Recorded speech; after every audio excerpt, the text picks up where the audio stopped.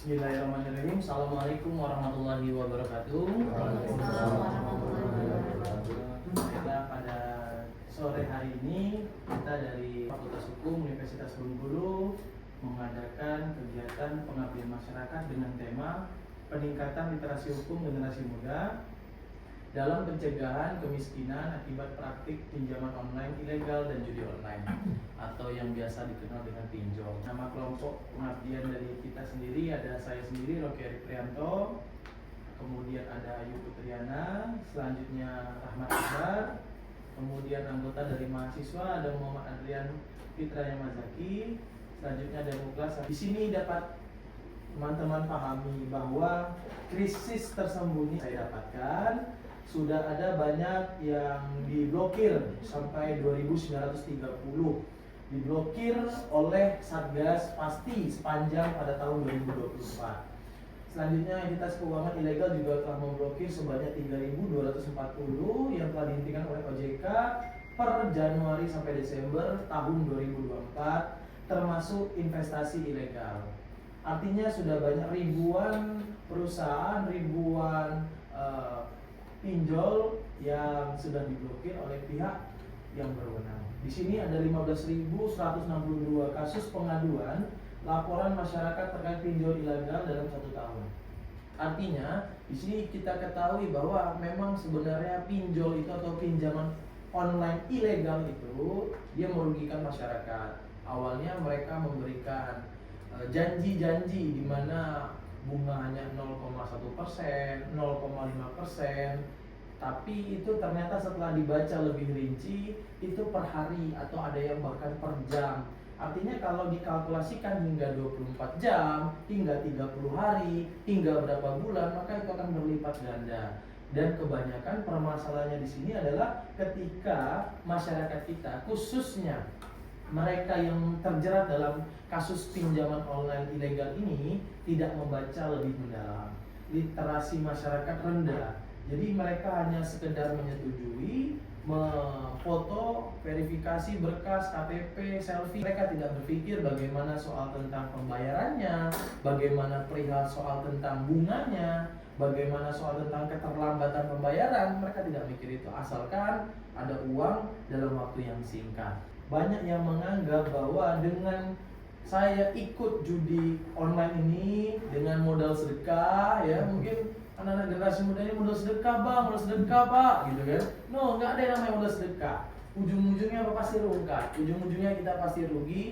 Jadi di sini berdasarkan data yang saya dapatkan, hampir 3 kali lipat dalam setahun PPATK memproyeksikan perputaran uang judi online mencapai 1.100 triliun.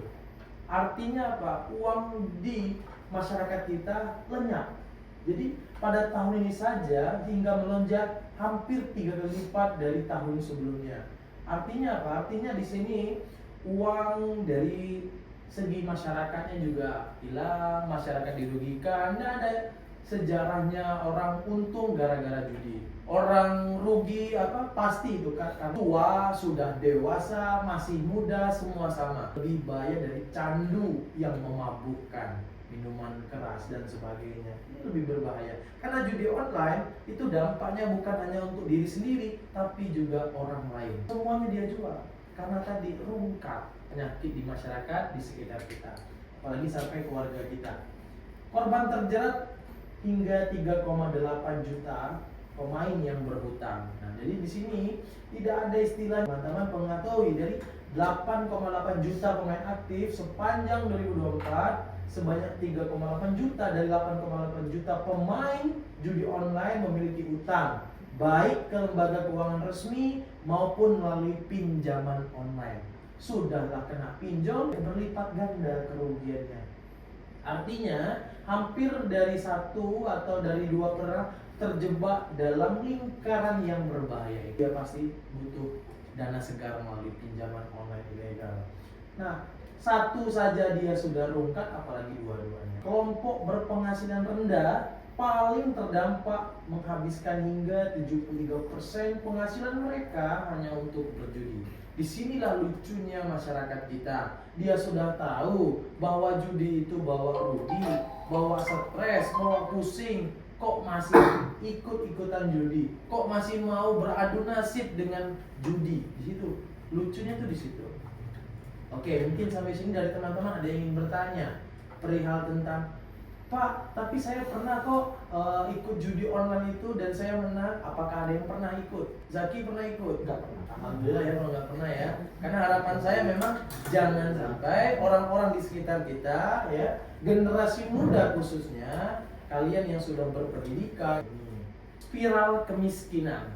Nah, sama seperti halnya tema kita pada hari ini, dalam pencegahan kemiskinan akibat praktik pinjaman online ilegal. Artinya, salah satu faktor yang mendukung tingginya angka kemiskinan di Indonesia karena judi plus pinjol.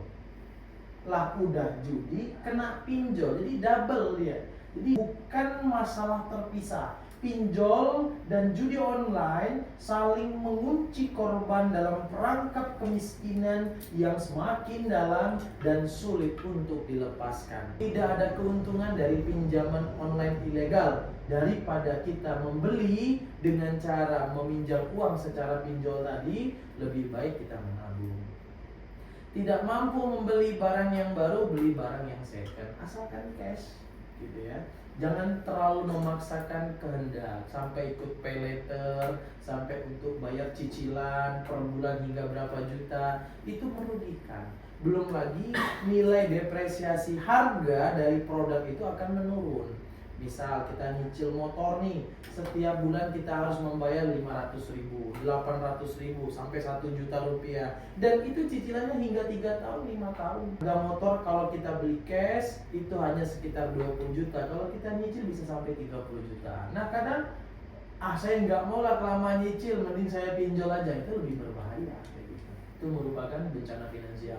Oh, saya punya uang segar nih 10 juta. Saya mau kembangkan lagi. Saya mau beranak pinakkan lagi uang ini agar bisa menjadi 30 juta. Ada teman nyuruh nih, ikutlah judi. Mana tahu nanti kamu menang, mana tahu nanti kamu berhasil, kamu untung. Di jam-jam sekian biasanya beruntung. Di jam-jam sekian biasanya sepi peminat. Di jam-jam sekian biasanya server sedang down dan sebagainya. Itu hanya bualan semata. Sistem sudah dibuat sedemikian rupa untuk membuat playernya rugi, membuat pemainnya rungkat. Kalaupun dikasih menang, itu hanya menang sekali di awal, 2 kali, ketiga kali, keempat, 5, 6 ketika kita udah all in pasti rugi. Saya jamin. Sistem memang dibuat seperti itu. Dibuatnya kita merasa, oh tadi saya menang nih, mungkin saya harus nembak lebih mahal lagi, mungkin saya harus pasang harga lebih tinggi lagi. Itu namanya dopamin. Pola pikir kita untuk coba lagi. Mungkin dikit lagi menang, mungkin dikit lagi bisa. Setelah saya riset, memang dopamin itu sangat mempengaruhi otak kita. Ya. Candunya judi itu benar-benar mengerikan. Dampaknya benar-benar merusak diri sendiri, merusak keluarga juga. Ya. Dampak sosial bukan hanya sekedar uang, tapi lebih dari uang. Ya, apa saja seperti kesehatan mental, jelas, kecemasan, banyak sekali yang kita temui karena ikut pinjaman online ilegal, terjerat pula judi online, uangnya sudah habis, hartanya. Ada berita yang mengatakan seorang mahasiswa nekat bunuh diri karena tadi dia udah cemas, stres, depresi akibat tekanan-tekanan utang yang tidak berkesudahan. Coba siapa yang dirugikan? Tidak ada keuntungan sedikit pun yang didapatkan dengan pinjol dan judi ilegal. Selanjutnya, akademik dan masa depan jelas.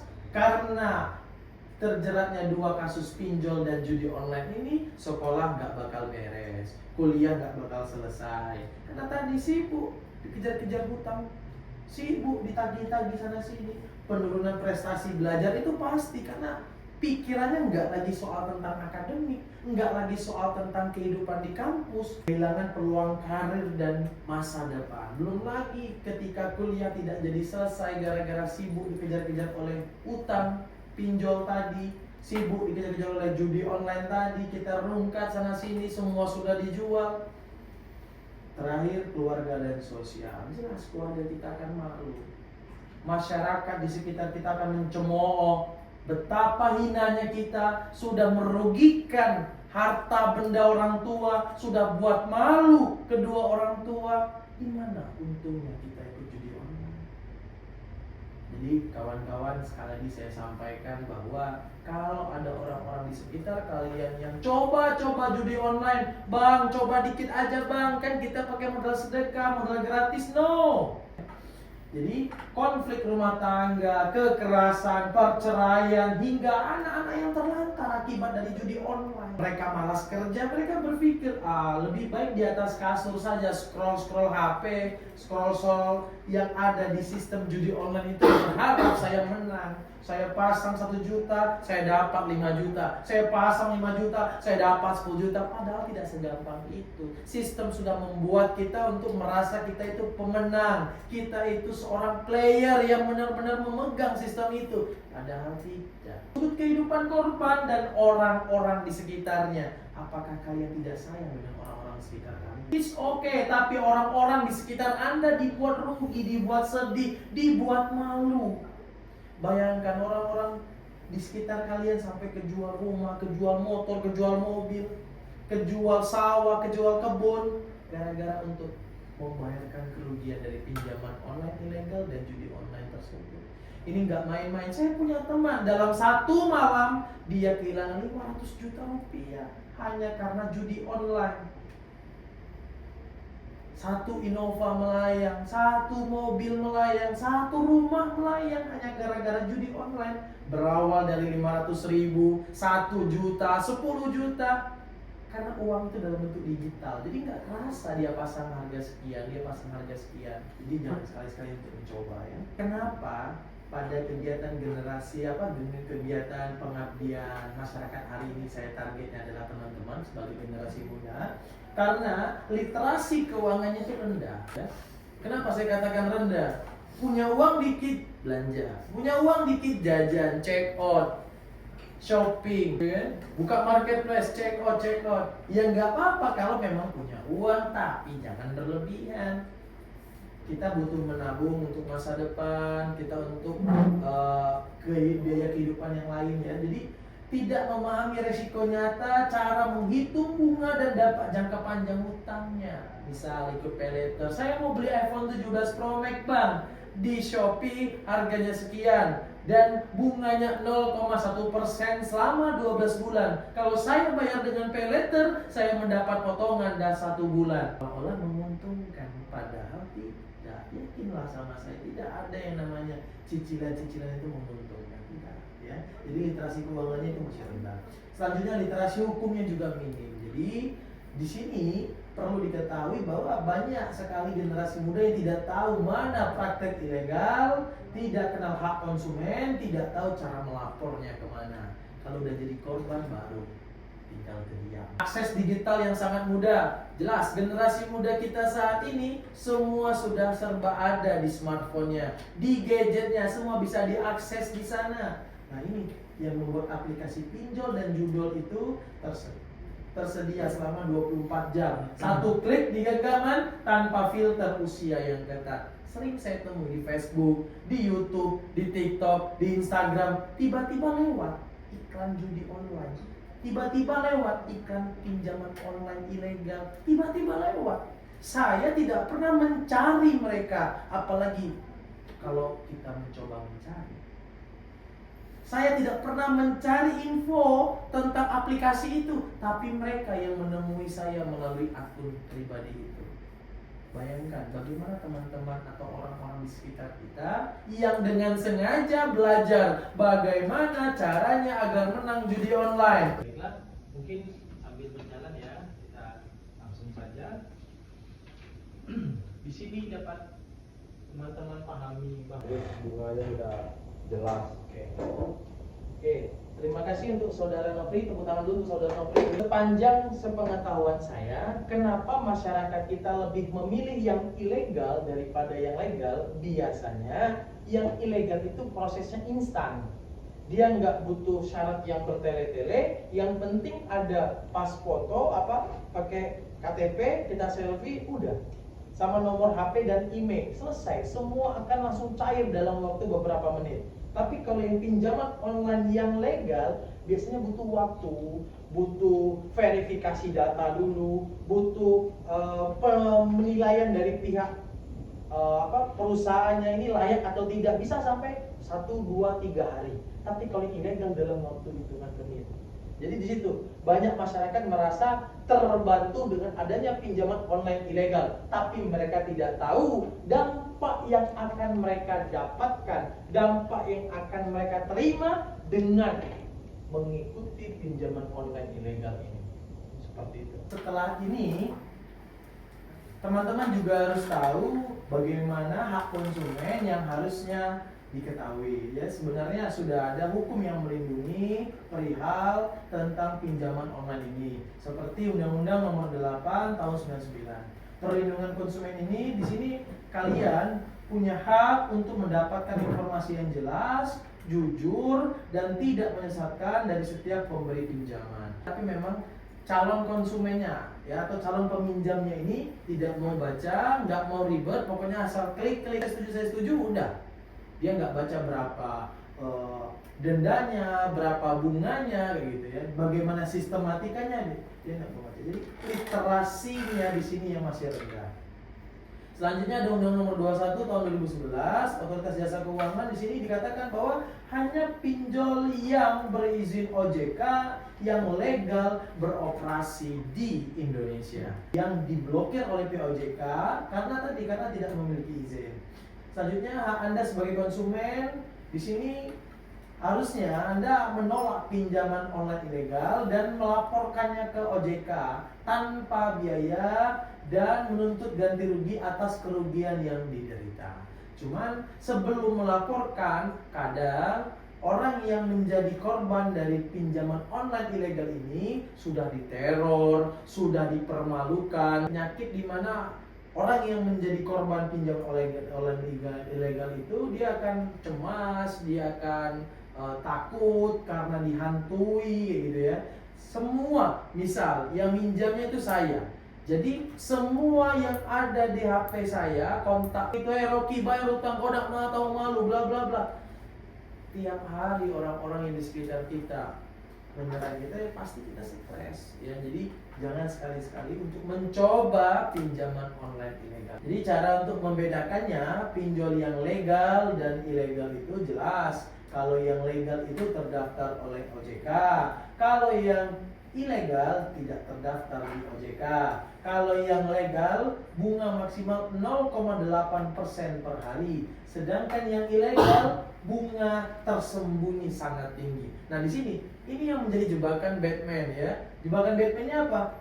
Tidak disebutkan secara rinci oleh pinjaman online ilegal itu berapa bunga yang mereka berikan, berapa dendanya, jelas. Kalau yang ilegal dia membentuk ancaman kekerasan, baik itu mau didatangin, mau dipukul, katanya mau dibunuh gitu ya. Itu ancaman yang sering didapatkan oleh mereka yang kena pinjaman online ilegal. Kalau pinjaman legal tidak ada akses data yang berlebihan, sedangkan kalau yang ilegal dia akan minta akses semua data di HP tersebut. Biasanya dia minta nomor HP dan nomor email yang ada pada HP kita itu.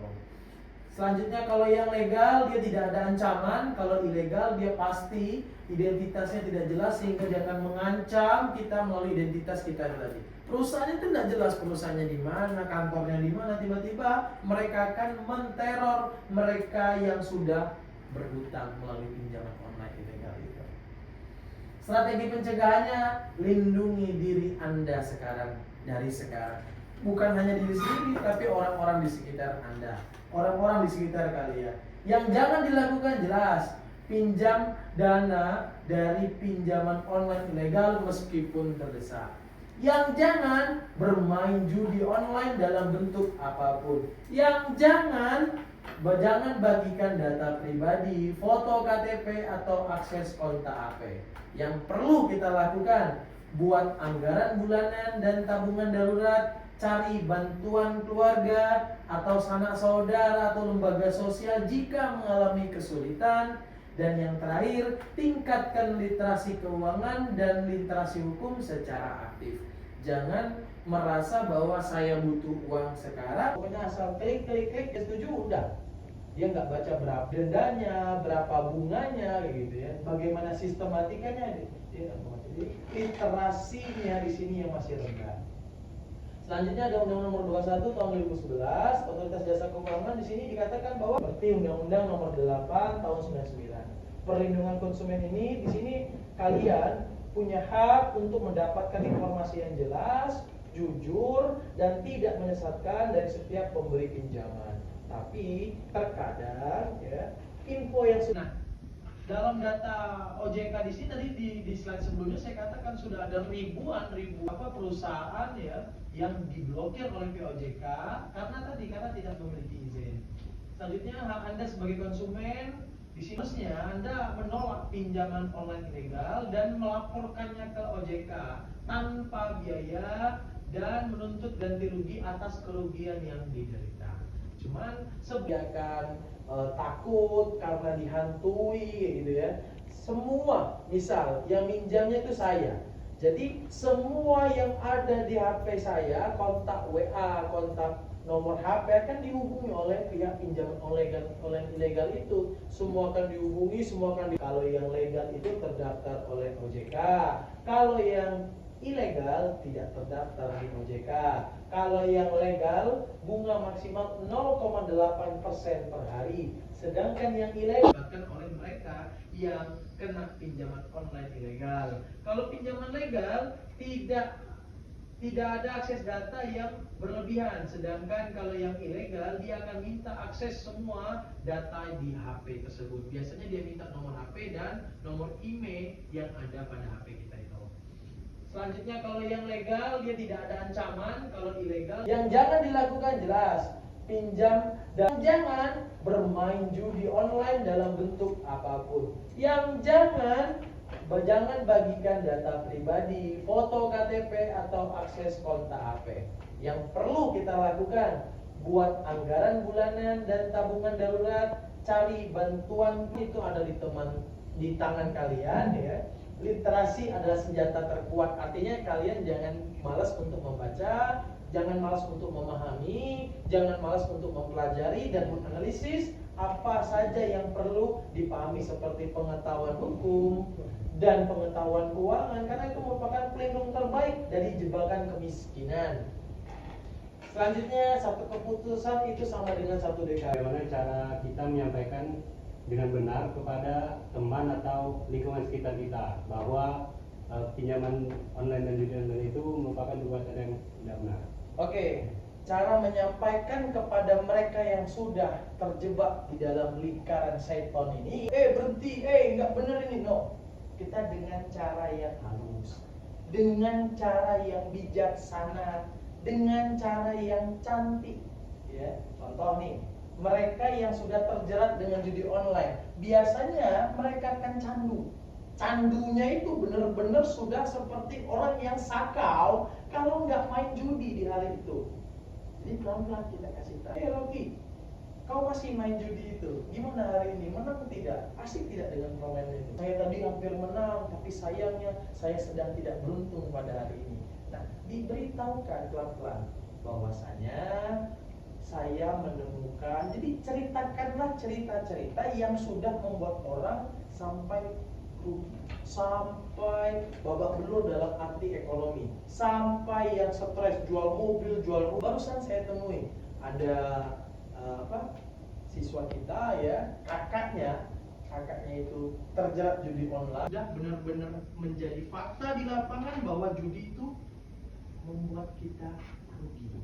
Tidak ada orang yang diuntungkan. Jadi pelan-pelan kita kasih tahu dari hati ke hati, secara emosionalnya kita dapat.